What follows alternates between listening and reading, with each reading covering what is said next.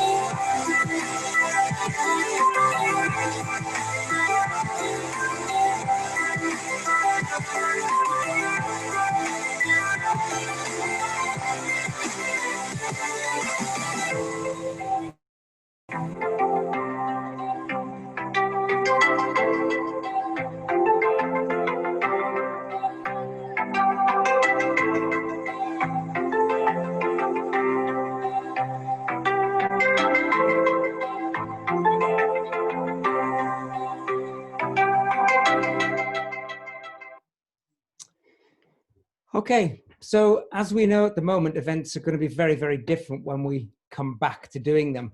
But I have a short video here that looks at time, space, and movement in very great detail. And it's something that's very, very different to what we've looked at before. So we want to provide that clear understanding of how the psychosocial aspects relate to the physical and crowd management pre and post COVID. A lot of the things we're going to deal with today are very simple concepts, but we often make them complex. So it's how to look at things and simplify them and drive that forward. And looking at how the things tie together so we can understand the synergies between the two parts that we're dealing with. And scenarios will be used, and you've got a case study, so you'll be able to see how those things work as we go through. So you've got to open your mind. Everything's got a simple explanation. Look for good questions and ask them, but give honest, constructive feedback. The first thing we look for is competency. Are our staff competent to deal with what's going on? Are we as a group of people competent? Are the people we work with in our interoperable development competent? And do we take ownership of our events? Because in a room, if somebody says, who's in charge?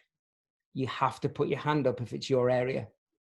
Because if you don't, then what happens is nobody owns the event, and therefore nobody deals with it in a form of management that helps that event to work.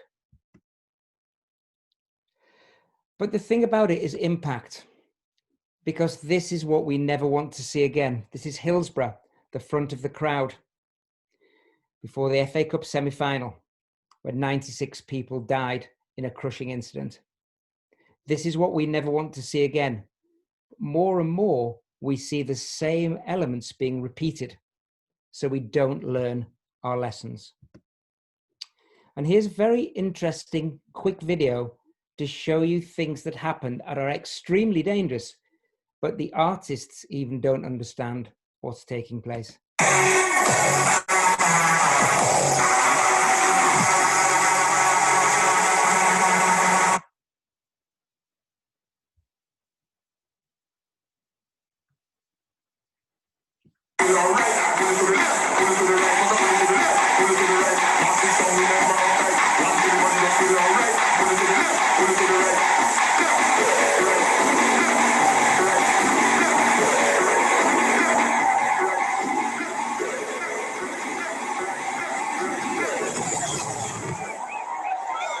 Okay, DEFCON 1. Ladies and gentlemen, last year we wrote motherfucking hardstyle history. That thing got copied all over the world. And today, my hardstyle friends of DEFCON, we're gonna steal it back.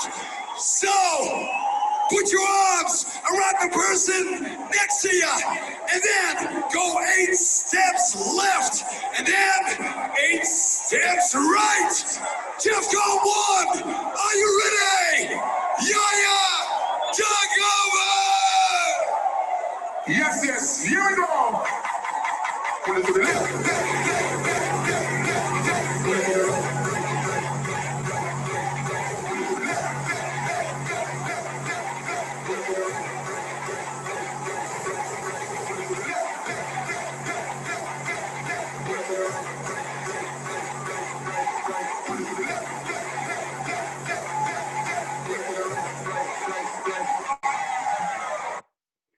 Okay, so there we see something which is the most dangerous type of movement, which is lateral movement from side to side. If you fall forward, you can push yourself up. If you fall backwards, somebody can pull you up. But if you fall sideways, you've got no way of getting up off the ground because people are falling on top of you. Holes are opening up, more people are falling. So that's just one of those things that people think, yeah, what great fun this is, but how dangerous can it be? So what we're going to look at today is a project that we've been working on with the Roundhouse in London. Roundhouse being one of the iconic venues for music. Everybody wants to play the Roundhouse, no matter how big or how small people play it. So giant acts play there who play at the stadia, and it only holds 4,500, 5,000. So it's one of the places to play. And they've been doing online sources and concerts during lockdown, where there's been no audience, just an artist in there. It's been quite interesting. So Roundhouse Level 0. What I'm going to show you is I'm going to show you a little bit of the Roundhouse. So this is Level 0, which is downstairs. So the main auditorium of the Roundhouse is Level 1, which is the next floor up. But I'll show you what happens when people come in. So the blue arrow is where the entrance point is. The red arrow is the foyer. And then the orange arrow is going upstairs towards the venue. So it's a very, very small entrance. There's only one way in unless you utilize the yard at the back or you utilize an exit for an entrance. So it's very difficult to change things that are taking place. The green circle is the box office and the purple circle is the cloakroom. So as people come in, they go through into the green circle, then the purple circle, and then upstairs. So if they need the box office, that's great. If they don't, they can leave their coat in there. But this has got to be changed during the COVID element, because how do we deal with that? And I'll show you a few pictures later on. So this is this Level 0 coming in. So once you're in there, the only thing you can do is go upstairs or into the bar, which is yellow. But that bar during an event is closed, apart from if it's an event in the small theatre, which is on this level as well. So then you go to Level 1. So the green arrow again is as you come up the stairs. The blue arrow is the main entrance. The two red arrows are the main ways into the auditorium facing the stage. The three other arrows, the two bottom left, they are the arrows that take you to the outside. So you've actually come upstairs, but the car park at the back is on the same level as Level 1. The other arrow near to the back of the green arrow is the movement out into the bar, which is the yellow box at the top, or the yellow box inside. So the yellow box at the top, or top left, that's how you get to that bar once you're in the auditorium. So very, very difficult movement within it. At the end of the show, you turn any entrance into exit, so all the doors you can use to come out. Now imagine how difficult that's going to be during COVID, because the one way in, one way out system has to be changed. You're going to have all sorts of things going on. You don't want people close to each other. You want social distancing. And we're going to look at that as we go through today.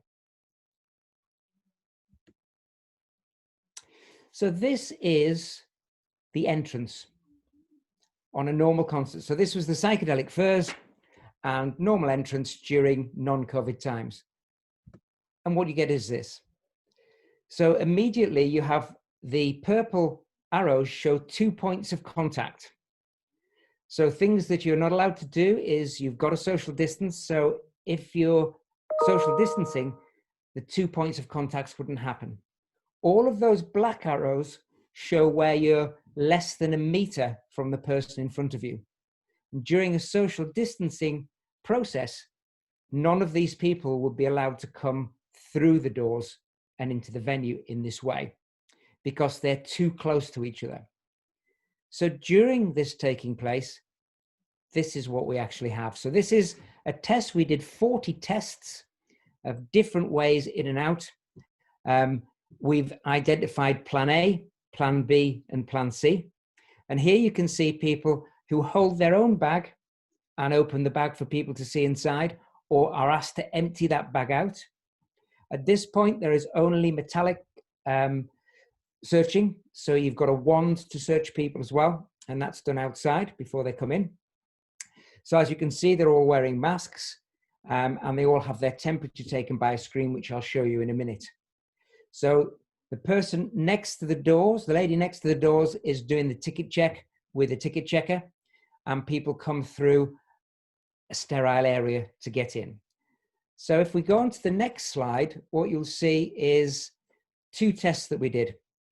Now, one of those tests is really important because what we had forgotten about is that if somebody comes into the venue, then if they are tested positive for a high temperature, the venue would have to close and be cleaned because you've brought COVID in. So we were looking at having triage inside the venue, but you can't, so you have to have triage somewhere outside that venue. And as you can see in the first picture, we have a guy having his temperature taken in the screen. Now this screen takes 30 people's temperature at a time. And what you're looking at is somebody standing in front of it. But the biggest problem with this is that we found that somebody was stood there with a temperature of 54 degrees when we were looking for 38.6. So it's 50 degrees. Yeah, 54 degrees. And we found that the temperature testing equipment was so sensitive that a car that had parked on the other side of the road was setting off the temperature check and identifying the temperature of the car engine that was parked.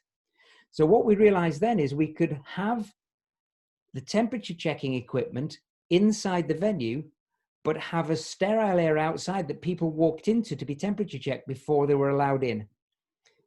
So that's one of the things that we looked at. It's one of the things you're going to be looking at as we go through, because we want to see what you can do with that. So we're looking at sterile areas, how those areas are created, why you need them, and what you do. Because remember, as soon as you've come in the venue, you then have to turn left and go into the ticket office if it's in use, or you go to put your coat in. So it's quite interesting how that works. But what you're going to do is you're going to do an exercise on this. So I'm just giving you a little view on what's taking place as they come in, and then you're going to look at it in further detail after I finish this part. I'm not going to show this because all it is showing you how something goes wrong. So this is something else that I won't show. So we'll be reimagining the basic concepts, looking at how fluid everything is. The COVID conundrum, who knows what it is? Who knows how it's passed on? We know how it's passed on, but how do you stop it? How do you stop droplets being passed on? How do you keep your surfaces clean? Roundhouse is our example. We've got hard science, soft science, which is dynamic. And what does this all mean to us? So every decision made in security depends on one of these concepts: space, time, movement, and perception. We rely on the scientific, really. You know, how big is the space we put people in? How many people can we get in that space? Rather than what is the behavior of those people, which dictates how many people we can have in that space. So having those together is really important. So we think about it from our own point of view. How would we feel in that space? When actually we should be thinking more objectively of how do they feel in that space, because that's what's important. So we shouldn't be complex. We should be very, very simple in what we do. So the concept of time.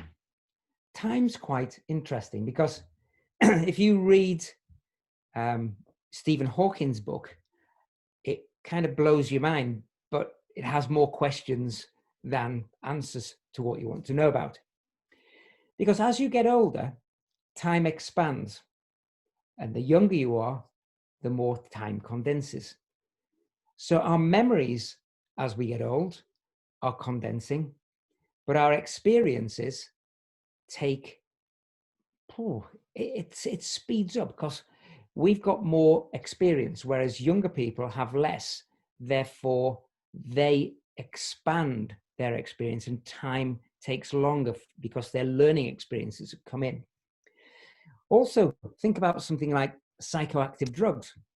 So ecstasy and cocaine lead to an overestimation of time. So when you're on ecstasy, time is different. It's longer and wider, and it's more difficult to do things quickly. If you look at alcohol and barbiturates, it shortens time intervals because they're depressants, and that depresses the mind. So that makes time shorter in those people's minds. LSD, magic mushrooms, they scramble time. They can even make time move backwards. So imagine having all of those people in a room. How do you know what time is? You don't, because everybody's got a different concept. So this is that perception of what time is. Also, the past, present, and future are believed to all happen at the same time. But the thing about the present is it lasts for 3 seconds, because 3 seconds is the length of a verse or the segment of a speech. So that is how long scientists have identified the present time takes.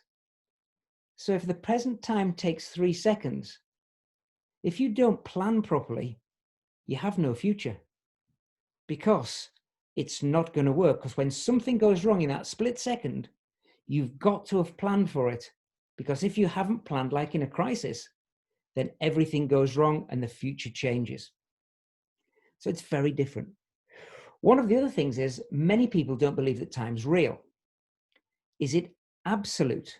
Now, if it's absolute, is time independent of us? So does it just move and we are part of it? Or is it about the things that we do?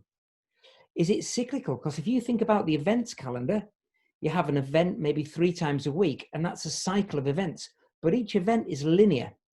So it goes from sofa to sofa for the people who watch it, or from opening to lockdown for the people who manage it. So linear and cyclical happen at exactly the same time. So time is really interesting. So we've got to imagine it related to other people's perceptions as well, because we only think about it as our time, not other people's time. So we're dealing with quite a complex, multifunctional, interdisciplinary concept. But when we move on to space, space is pretty simple, isn't it? We measure space in units. We create a space. We manage it brilliant without people. We put people in it, and then we can't manage it anymore. So why do we do that? And looking at COVID, we've got the time and the chance to actually take a closer look at space and time, because we have the time now to think, are we actually doing this right? And by measuring how far people are away from each other and putting less people in the space, we can see how that space behaves with the behavior of the people within it. So who, how, and why do we measure space? At the moment, we measure space because we have parameters given to us by governments. But are the sum of the parts and the whole the same? And do we need boundaries to space? If you think about a greenfield event, a site event outside in a green space, then the actual boundaries to that are wider than the boundaries to a small venue, because you have lots of different things going on and plenty of space to move into if something happens. Within a smaller space, you don't. So that changes the way that we deliver space. The concept of movement, very simple movement, up and down, side to side, backwards and forwards. There are only 3 ways you can move. Yes, we can move diagonally, but that's backwards and forwards. So if we've only got 3 types of movement, why do we find it so difficult to manage it?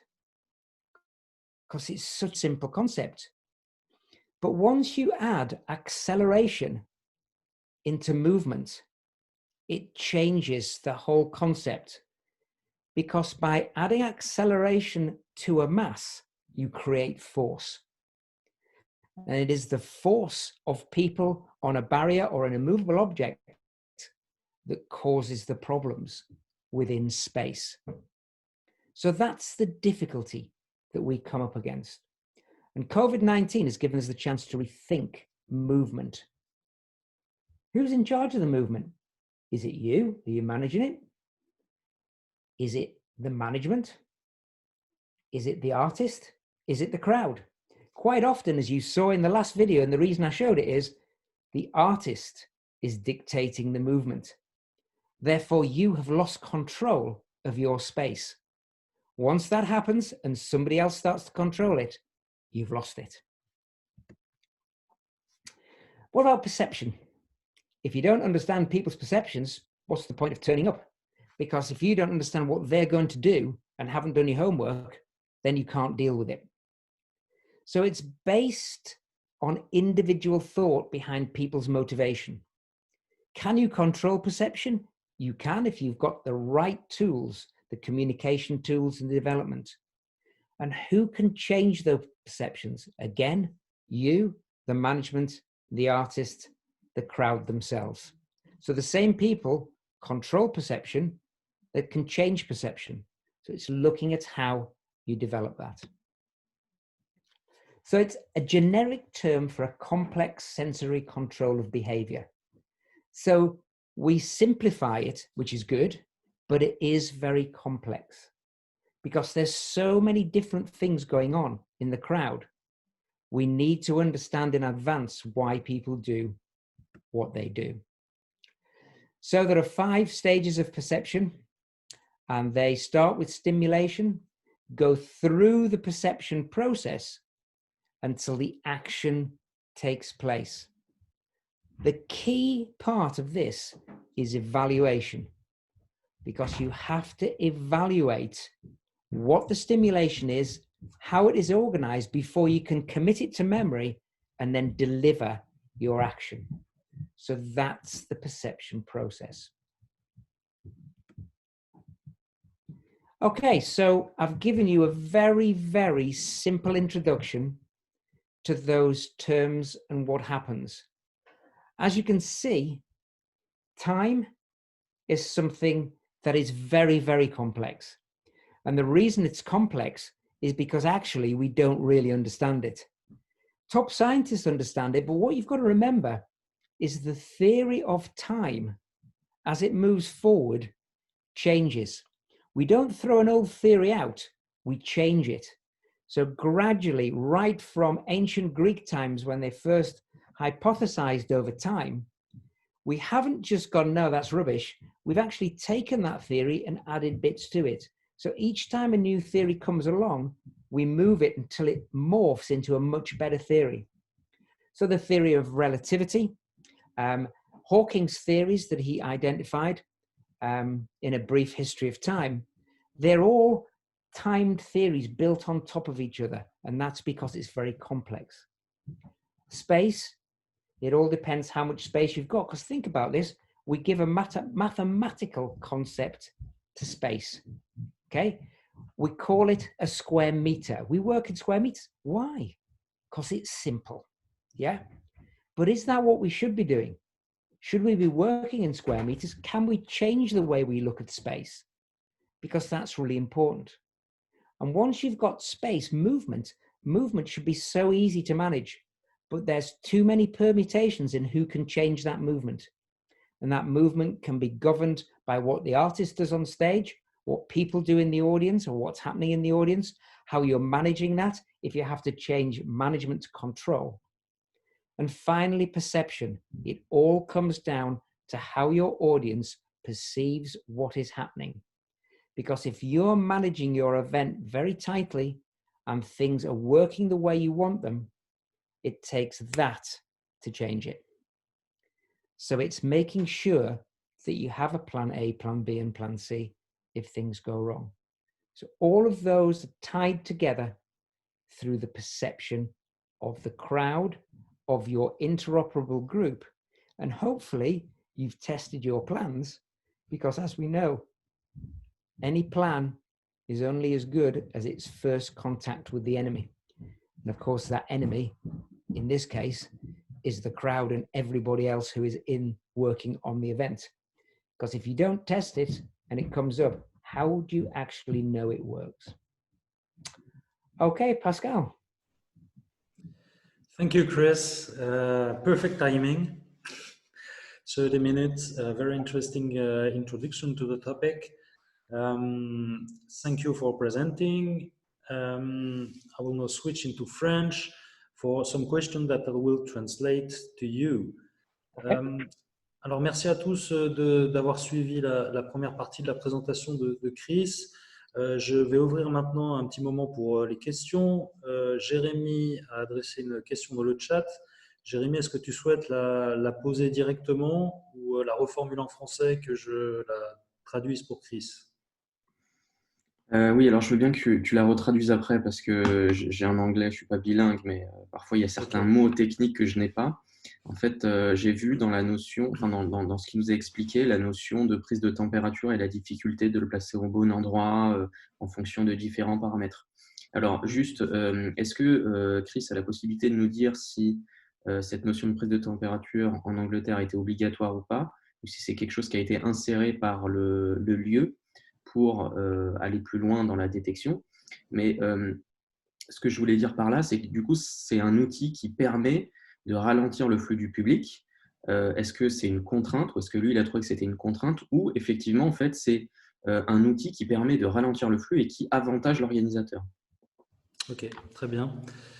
Chris, there is a question coming from Jeremy. He is asking if the temperature check, is it a requirement from the authorities or is it a choice to be made by the venue itself? And the second part of the question is, of course, if you had one temperature check at the entrance, you slow down the flow. Is it an advantage or is it something you have to deal with and make the process more complicated? Very good questions. The first one is that it was originally guidance by the government that people should temperature check.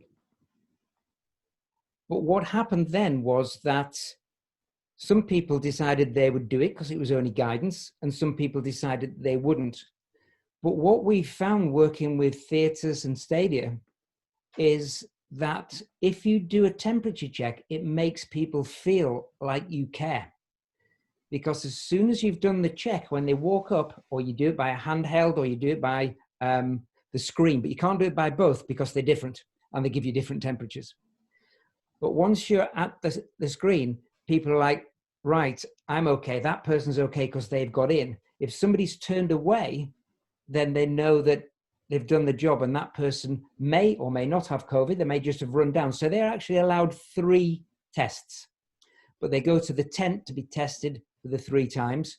And then if it doesn't go down, they're not allowed in. But if it does, they're allowed back in. So that is guidance. The major arenas are not going to do it, but the small theatres are. Football grounds haven't decided yet. Some are going to do it, some aren't going to do it. So it's very different. Okay. You know? Sorry. Sorry, I will just translate your first part of your answer.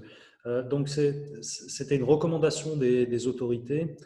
Certaines salles ont décidé de le faire et d'autres non pour l'instant. Ce qu'il explique, c'est que il y a il y a un processus, une procédure par rapport à une température détectée qui serait trop élevée, avec 3 tests différents qui sont faits et qui refusent l'accès donc à des personnes qui ont une température trop élevée.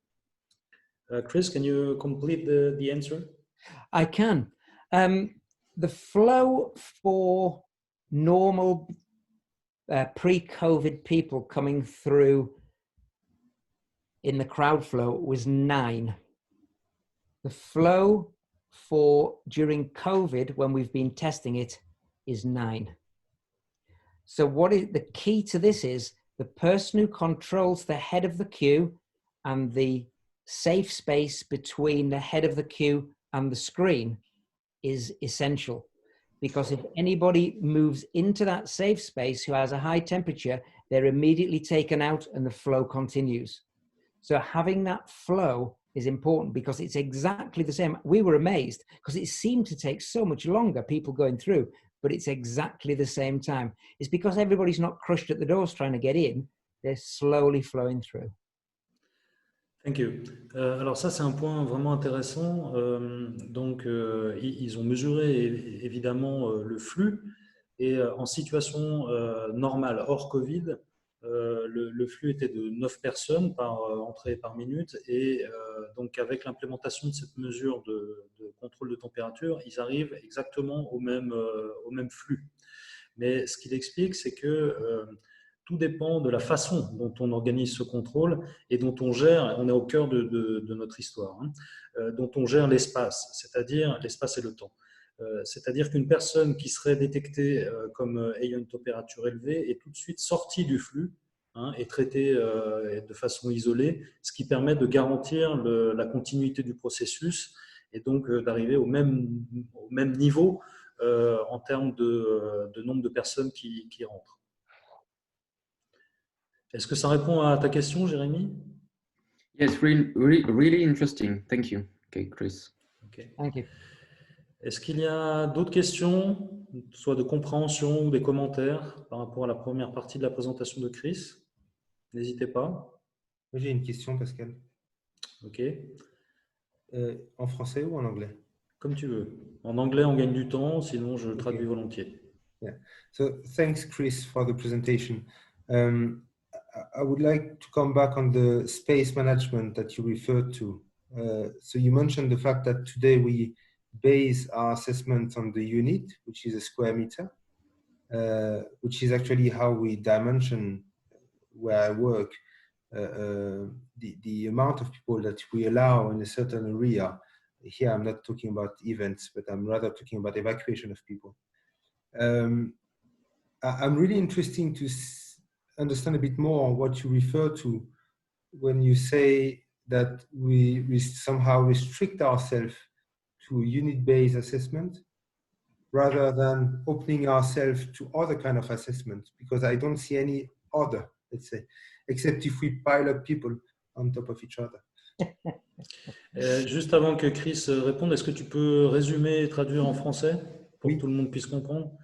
Donc, non, la question que je posais à Chris, c'est par rapport à cette notion d'espace et le fait qu'il disait qu'on se restreignait à mesurer l'espace en mètres carrés, alors que potentiellement, il y aurait d'autres possibilités. J'étais curieux de savoir ce qu'il voulait dire par là, parce que là où je travaille, on mesure la capacité que peut accueillir une certaine zone en mètres carrés, notamment pour ce qui est des problématiques d'évacuation.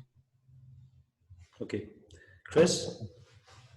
Okay, if you go back to the very basics of Fruin and the test that Fruin did with 5 people and 65,000 people, the same force can be exerted by 5 people as it can by 65,000 people.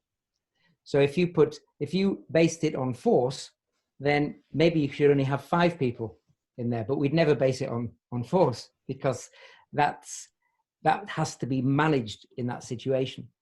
But if we base it initially on behavior aspects, on how different audience of different ages behave, then you start to get the feel of understanding how we put people in to an area, because it isn't actually the amount of space, it's the finite space that you have around you that can cope with the number of people you put in.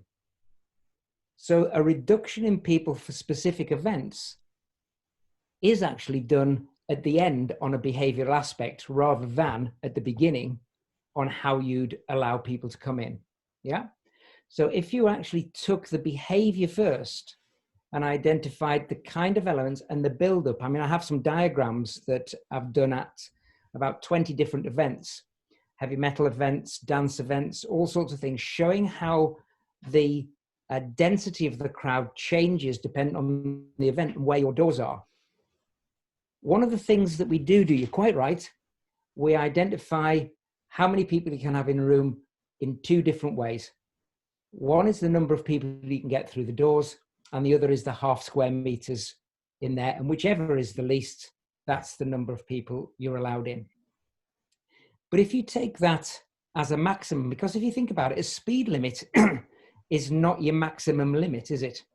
A speed limit is, that's where you should get to if you're driving safely. So maybe 65 in a 70 zone is where you would go to at that time. But actually, no, on a motorway, everybody drives at just below or just above the speed limit.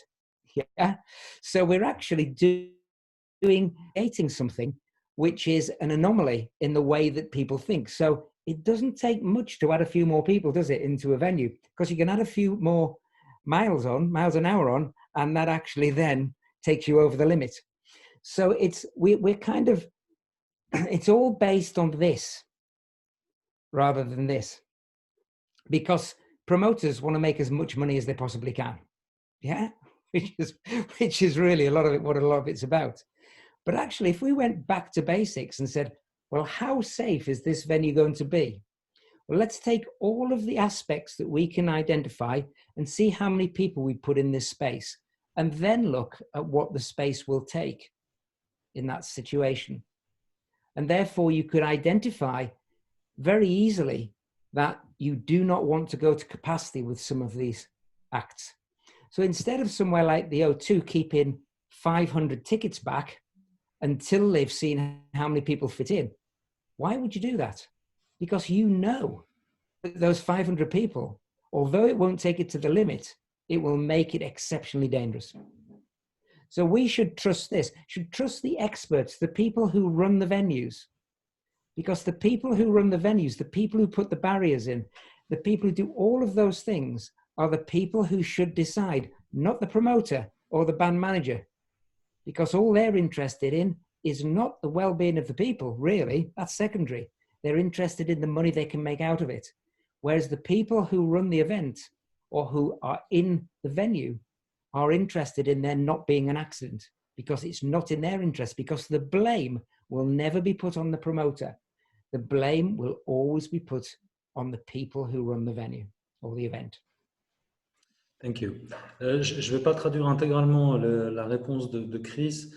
Je vais faire un petit résumé et insister sur les points importants. La question, elle est intéressante parce qu'elle pose la question de qu'est-ce qui est considéré comme un point de vigilance ou quelque chose qui peut être dangereux si on parle de densité. Est-ce qu'il faut se référer à un nombre de personnes en général? Est-ce qu'il faut se référer à une moyenne et une densité rapportée au mètre carré? Et ce qu'explique Chris dans la lignée de ce qu'il nous a présenté, hein, c'est toute l'importance en fait de penser le comportement des gens dans un espace donné et à des moments donnés. La densité, une foule est dynamique et la densité, elle change d'une minute à l'autre. Elle change selon le déplacement, hein, ce qu'il appelle le mouvement. La densité va changer en fonction aussi du comportement des gens devant une scène. Et ce qu'il expliquait par rapport au travail qu'il a fait avec l'O2 Arena à Londres, c'est un travail avec les gens qui exploitent l'O2 Arena pour déterminer quelle serait la capacité en fonction du type de public et du comportement attendu. Juste un exemple, évidemment, si on est avec une configuration de public très fan qui se presse devant la scène, considérer uniquement la capacité rapportée au mètre carré, ça ne nous donne pas toutes les garanties de sécurité parce que tous les gens vont se presser sur une seule portion du parterre, hein, et on va atteindre des niveaux de densité très élevés. En revanche, si on est avec un spectacle avec une moyenne d'âge plus élevée, avec des comportements de gens qui tiennent plus à avoir leur espace autour d'eux, qui ne vont pas se presser devant la scène, on peut évaluer la capacité un petit peu différemment. Alors, je vais passer la parole à Lorenzo qui avait une question pour Chris. Lorenzo, on t'écoute.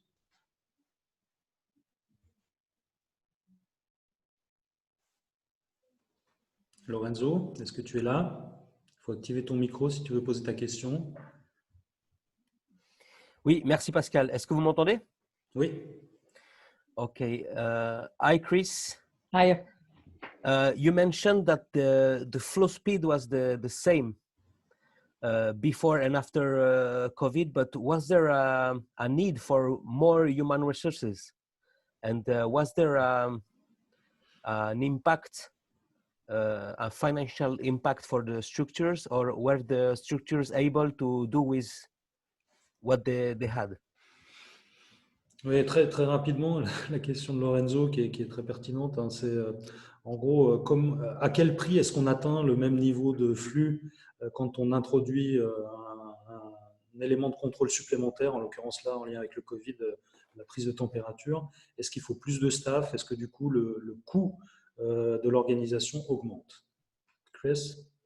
Yeah, this is a really good question because when you look at the Roundhouse, because we've had to look at it from a view of safety, and this leads back to the last question, is they're only allowed 550 people in for an event, which means they've lost a lot of money.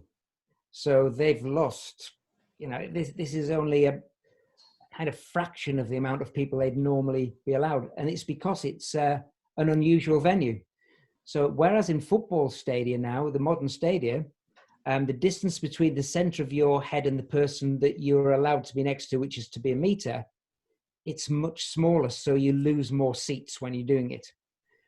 But for the screens, the PPE, everything that they're putting in, the extra security staff, it cost initially to do one session, because of all the costs being up front, about 50,000 to 60,000 euros.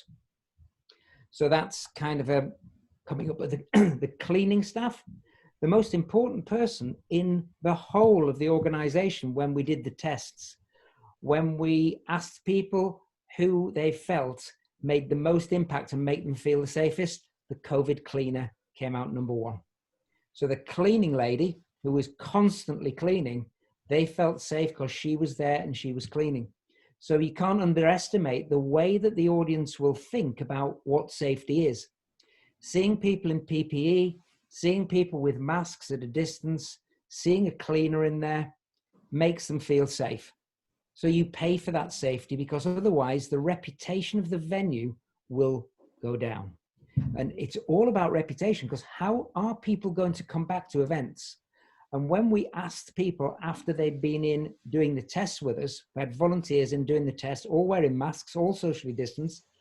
When we asked how many of you would come back to an event at the Roundhouse, 80% said that they would. When they were asked if they would come back to an event at any theatre, only 20% said they would. So it shows that the more effort you put in and the more you include your audience in developing COVID-safe strategies, the more likely you are to get back to make money. If you think about it, huge events that would happen, you'd have to change the whole financial model.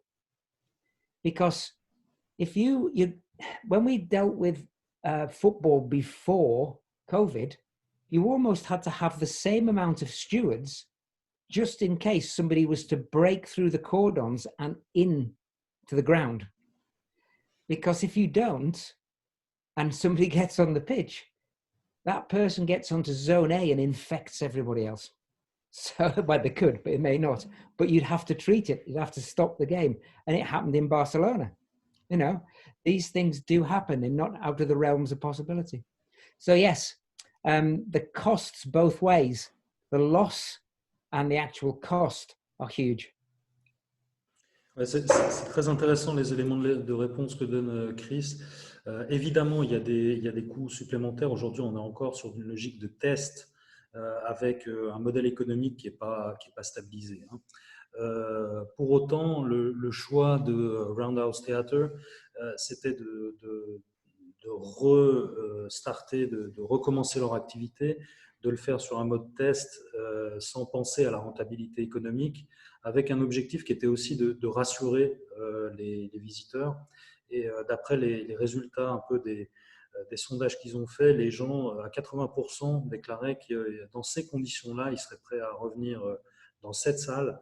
Mais quand on leur pose la question, est-ce que vous retourneriez dans une salle n'importe laquelle, sans savoir quel est le protocole sanitaire, seulement 20% des gens répondaient qu'ils étaient prêts à s'y rendre. Donc il y a évidemment un enjeu pour rassurer les spectateurs, mais plus que ça, et si on déconnecte un petit peu la réflexion du contexte Covid, ça ne fait que renforcer l'importance de penser les conditions de confort et d'accueil du public pour garantir une expérience positive. Et ça, je crois que c'est vraiment important de le dire à ce stade. La façon dont on gère les flux, la façon dont on gère les densités, le confort des spectateurs dans ce processus et dans les différentes opérations qu'on va mettre en place en termes de contrôle des billets, voilà, de contrôle de sécurité, ça joue un rôle dans l'appréciation de l'expérience de la part des visiteurs, et c'est ce qui va influencer aussi, au-delà de la prestation du spectacle auquel ils veulent avoir droit, ce qui va influencer leur adhésion et leur envie de revenir dans cette salle en particulier ou de revenir pour cet événement en particulier.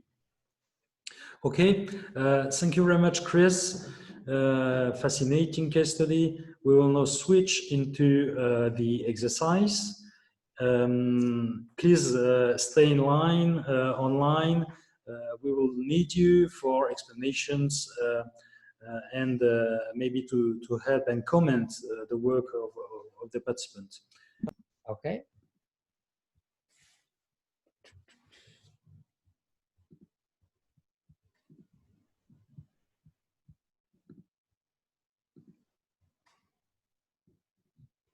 Okay, is that up? Yeah. Okay, here you can see the main team, which is Shosek, myself, and the roundhouse itself. So these are the 5 of us who really put the whole thing together with help from other people. And as you can see, we're all socially distanced with masks on, which we did all the time. This is how it was, because so many people have become infected in London. And it was really interesting because in Camden, which is where it is, it was the highest infection and death rate in London. And if you went to Camden Market, which normally has thousands of people in, I went down for a coffee there and there were about 6 people and 3 stalls open. So that's all it was. So there was a very, very, people were frightened to go there. It was a frightening area to be in. So you probably all know about the density cards, and these show 1, 2, 3, 4, 5, and 6 people per meter squared. Now, if you look at the first one, this is what they're projecting it would be like within the venue. So you've got 1 person per meter squared. In some areas, it's 2 persons per meter squared in the UK. In dance schools, you have a couple can dance in 3 meters. So if you have 10 couples, you've got to have 30 meters, 30 meters squared. So that's kind of where it becomes complex, because everybody says, well, can we not do this or can we not do that? And there's a big argument at the moment about golf, because people feel that, you know, why can't golfers play? I mean, 2 people playing golf miles apart, what's the issue? And they have a point. But what the government said is if they said you're okay to 1 group of people, then that disenfranchises and disadvantages everybody else. So it's very difficult. So this top one is, as I say, this is where you would see the kind of COVID development. But as you go through it, the 2, 3, and 4, you can see how we won't be back till this until after there's a vaccine. That's the way that it will go through. And then 5 and 6. So gradually going from this to this, we're actually working our way backwards. So we're going from this at the bottom to this is where we're headed for at the moment. So to have the right amount of people within our venues is going to take some time to get back to. So what did we do? So at Ingress, we had 1 single queue, and the approach is absolutely governed by focus queue management. So somebody has to manage the head of the queue, because that is the pivot of everything that takes place. That person must have a higher level of COVID protection, because people will spit, people will fight, people will try to push past. So their COVID protection must be as safe as it can possibly be. There's also got to be a sterile area. We created the sterile area, which is about 2 square meters in front of the screen where you get your temperature taken. Although that screen can have 30 people's temperatures on it, we're only using it for 1 at a time. So somebody enters the square. In that square, if they're fighting, if they're drunk, one of the biggest problems we had is with people who are blind, because it's frequented by many people with disabilities. So a blind person coming into the square, you immediately go to touch that person to try and steady them, or you put your arm around to help them through. So we had to go through what the protocol was for dealing with that. So protocol 1 is when you see somebody who is blind, who isn't with anybody else, because if they're with somebody, then that's okay. You immediately ask, have you anybody with you? Protocol 2, if they have nobody with them, do you need help? If the answer is no, then that's fine. They can move forward. You don't touch them. If the answer is yes, then somebody with full PPE gear on comes up and helps that person into the venue. So that protocol has been instituted specifically for COVID because they are a very touchy-feely group of people because they have a lot of people with disabilities. Touching somebody's wheelchair is the same. So if you're going to push somebody in, then you have to wear gloves, you have to wear full PPE. Because just putting your hands on the metal or plastic parts of the wheelchair could cause some movement of droplets from the wheelchair. Now, what then happens is the wheelchair is wiped down with disinfectant to enable people to go through that process. So it's not invasive, it's just making sure that any surfaces that are there are thoroughly wiped. So that's quite a difficult element as well. We did think about moving somebody who is in a wheelchair into another wheelchair, which is already COVID safe, but that's something that we need to go through. Okay, so once you're in the temperature checking area, what happens is your temperature is checked and immediately, within 2 seconds, you're allowed into that venue through the far door. You're then filtered across to a ticket check and through 2 tables. On those tables, they've got bag searches. So you're unable to get anywhere else in that venue unless you go directly to the box office. If you go to the box office, you go into the box office, you have your temperature checked on the way in, into the box office, back out again, back into the queue, but at the top, at the head of the queue, you're allowed into, and then filtered in and through, so you have less time to wait. Okay, so that's how that works. The second thing is, which is really, really difficult, and it took us a long, long time to kind of decide what to do, was that you have to have somewhere to triage people. So if they have a high temperature, you have a triage point. But as well as a triage point, you've got to have a place where you take people who have a challenge, an issue, a problem, or might be fighting. So you have to have 2 distinct areas away from each other, one for triage, so that nobody becomes contaminated, and one where you take problems that you have.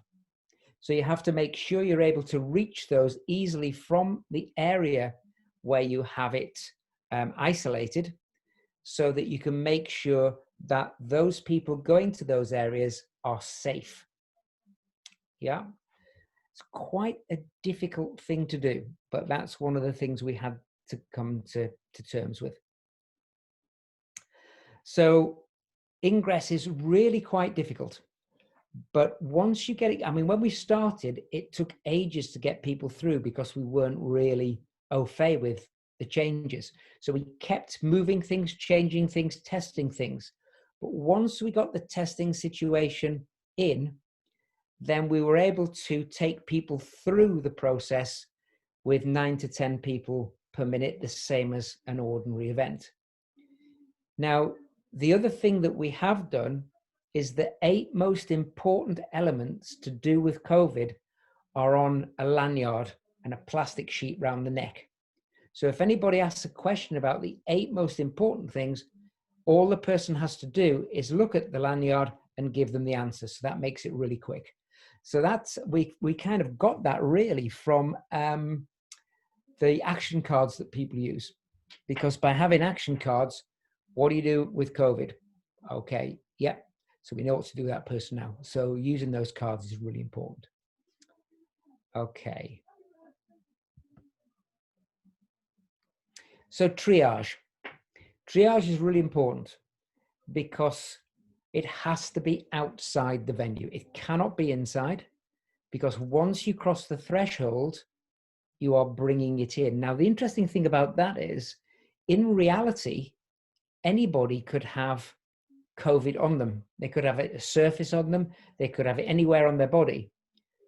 And what we're actually thinking about here is just reducing the chances by anybody who has a high temperature, taking them out of the equation. But in actuality, somebody taking their coat off means that you've got to give them control of the cloakroom procedure. The control is they put their coat on a coat hanger, the plastic bag goes over the top, and then that is then put on the coat rack that's out in the foyer so that people see what's happening. Now, what we didn't really want to do is we wanted to have no cloakroom whatsoever. And the idea is that for older patrons, if it's really raining hard or it's freezing cold, then there will be a cloakroom, because that is customer service and you have to do that. But if it's somebody who's just come into a rock gig, an indie gig, or anything else, they will keep their coat with them, because once you get into the hall, you have a specific spot to stand on. So there's spots in the arena where you just stand on, and that's your space. And these are spaced 2 meters apart. It's in a 2 meter square, so you've got 1 meter always. So people go and they stand there. Now, there's nothing to stop them doing that, but from the tests we've done, most people do it. If you put it in a comedy test, everybody just disappears and talks together and moves together. So in a comedy gig, it's very difficult to socially distance them. But in a rock gig or an indie gig, it's quite easy, because people know. And if you think about the culture of rock music, it's a supportive culture where they help each other. So therefore, their ability to stay in one place is quite, it's kind of instilled in them if they need to do it. So some genres of music will follow the process, some will not follow the process. There are 3 protocols for the temperature test. The first time you come up, you're turned away and go to the triage tent. The triage tent will say, we'd like you to go away for 10 minutes, come back, we'll let you have a second test. You don't test them in the tent, you get them to go to the door again, you filter them into the queue. Usually on that second test, they will go through because they've cooled down, because most people have a high temperature because they've run to get to where they are. So you've got to give them time to cool down. So the third time, if it's a fail, then they're escorted away and advised to go and see their GP or to go to a doctor.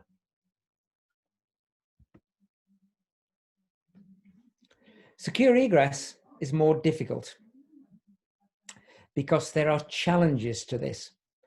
We tested egress 20 times, and on each egress test, nobody social distanced. They weren't emergency egress because we knew they wouldn't social distance with that. They were normal egress, and people start talking, moving together, and there's no proper social distancing element.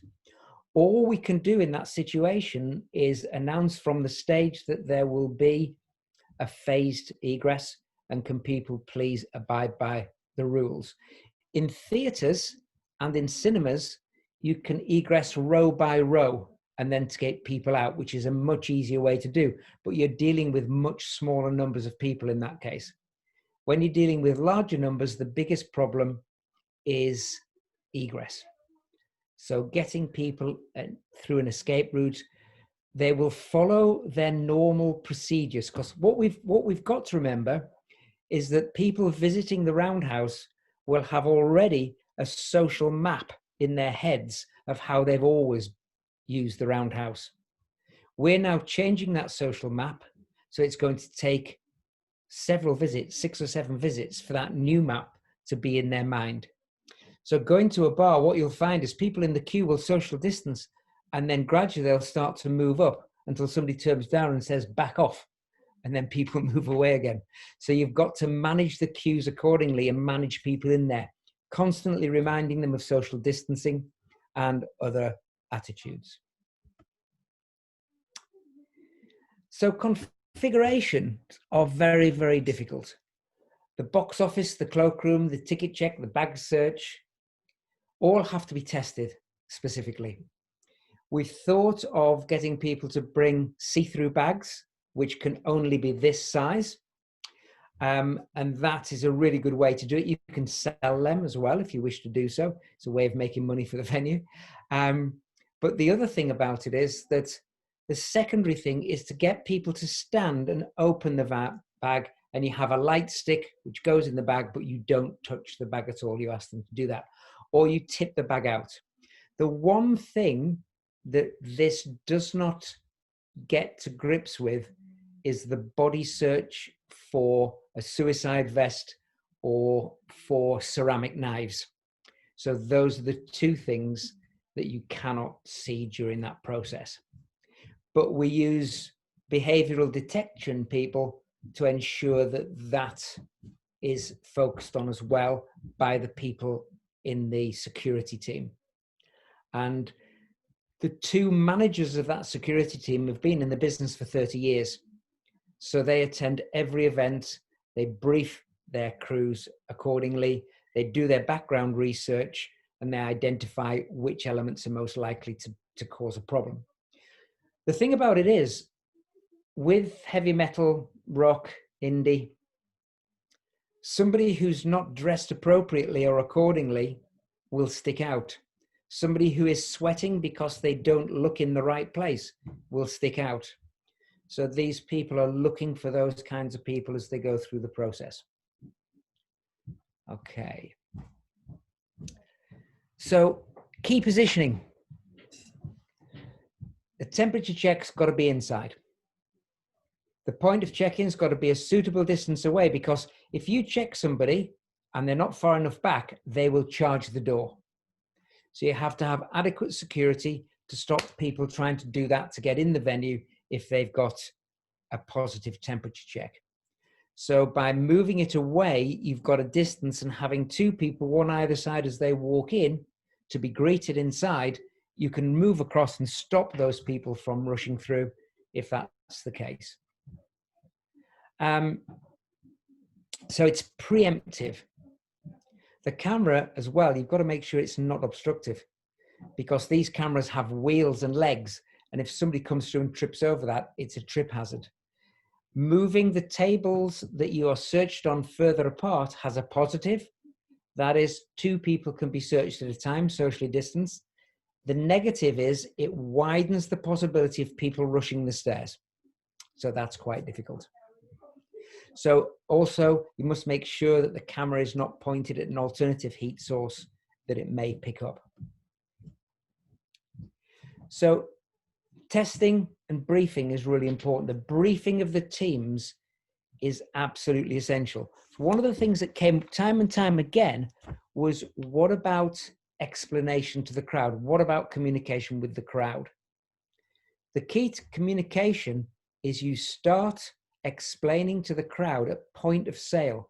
When they go online to buy a ticket, then the explanation comes up of how they will be treated, what happens, and a little map takes you through the way that you would come through the process at the venue. So they say, beware, because you will be checked, you will have a temperature check, you will be queued, you will be social distanced. It goes through all of these.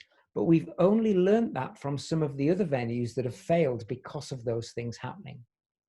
So with comedy nights down the road at another venue, comedy people, when you give them a staggered time to come, so for instance, if you've got too many people, you know there's going to be 600 people coming, they're all going to come at this time, you give them staggered time frames. They don't listen, they just all come at the same time.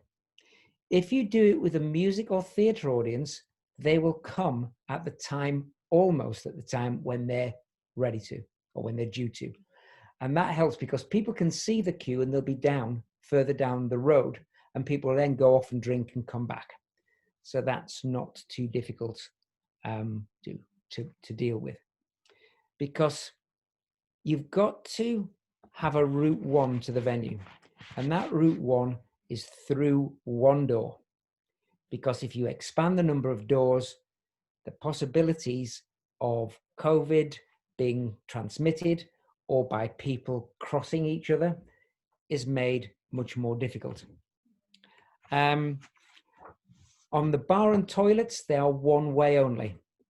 So you go in, you get served, you come out, you go back into the hall. The one in the hall, it's one way only. The merchandise, you can only buy it online. So all of these things have been thought about.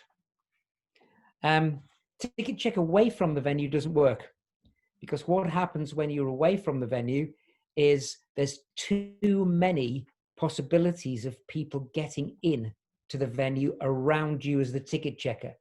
And if people get in who've got tickets that haven't been checked, you have no idea how many people you've got in at the time. So that's quite difficult to deal with. You can extend the arrival phase, what I've just talked about, with the staggering of times, but also the single filing element of it can go for quite a distance.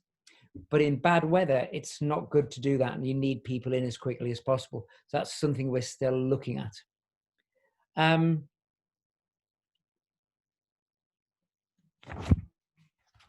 That's most of those. Queuing in a seated, going into the venue in a seated configuration is something that's also being used. So some of the events will be seated. So in the socially distanced seating system, they'll be seated in there, so you can go in through those processes. I've said here about pre-prescribed actions are provided on the protocols. There's laminates, handbooks for the team to study. They're brief, they're tested, they go through the motions before they open the doors, so everybody knows exactly what they're doing. Anything that goes wrong is fed back into the processes and protocols. Okay, so that's that piece. Pascal, do you want me to continue with this bit on density, or do you want to stop there for a minute?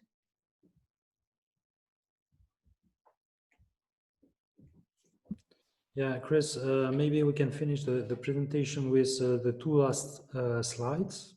Okay, so this one first? Yeah.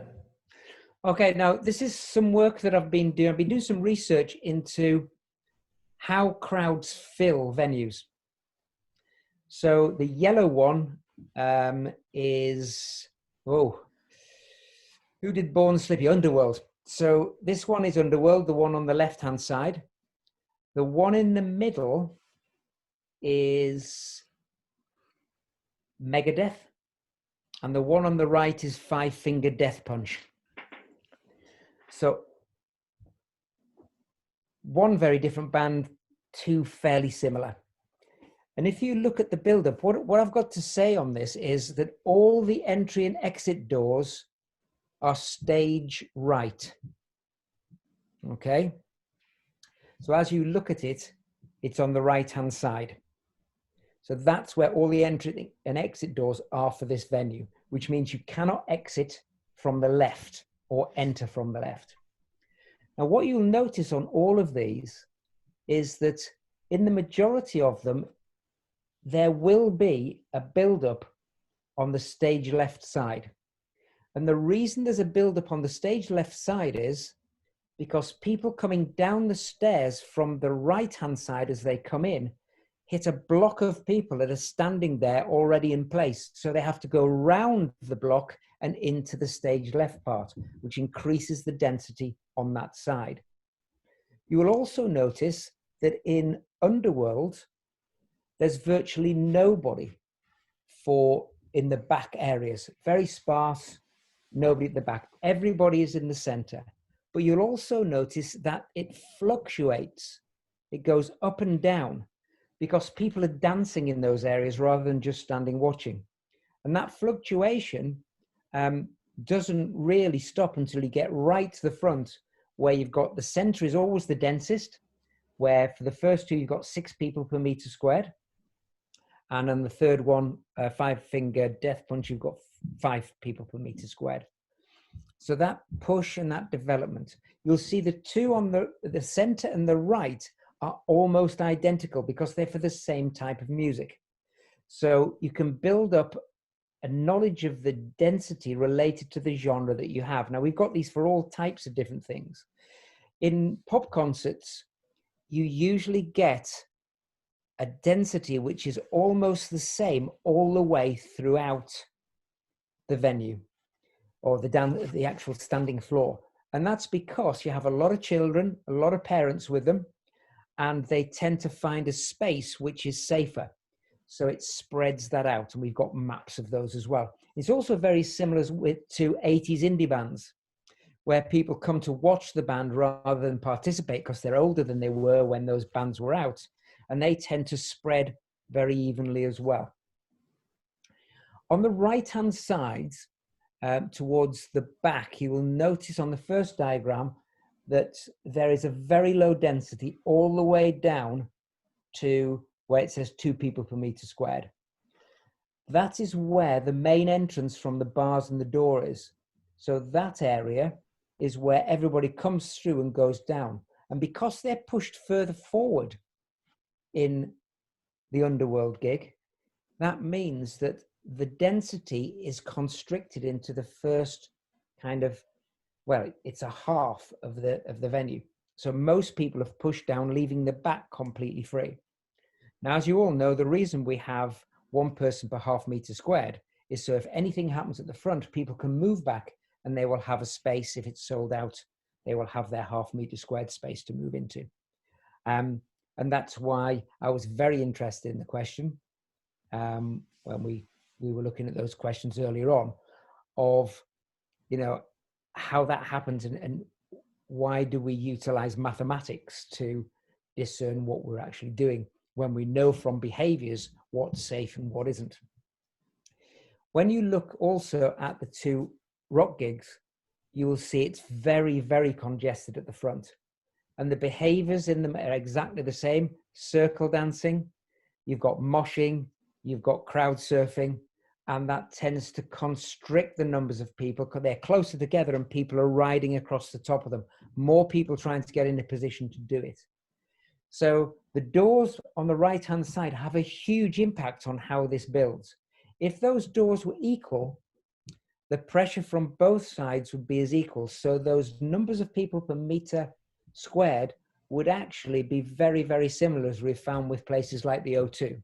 It's very similar in there. So it's difficult to do any direct comparison of sides, but you can do comparison of pressure and the pushing down of the crowd towards the front.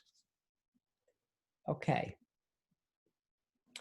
So if we go back to this, there are many things that identify the challenges with managing people on a dance floor in an event. So on the standing floor, it's the most difficult place to manage.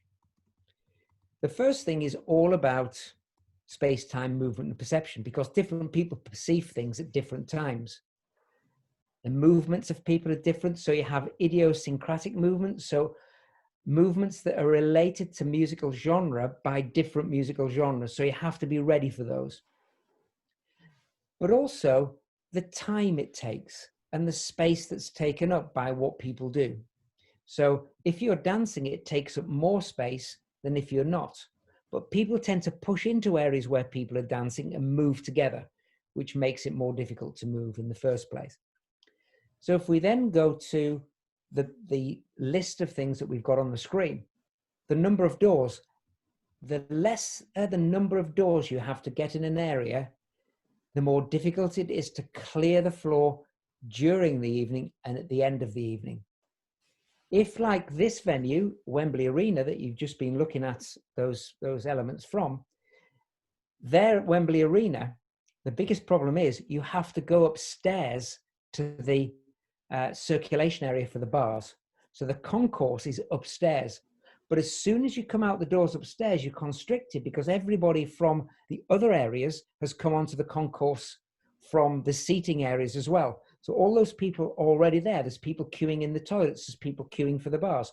So immediately you're stopping people coming off the floor, which is a recipe for disaster.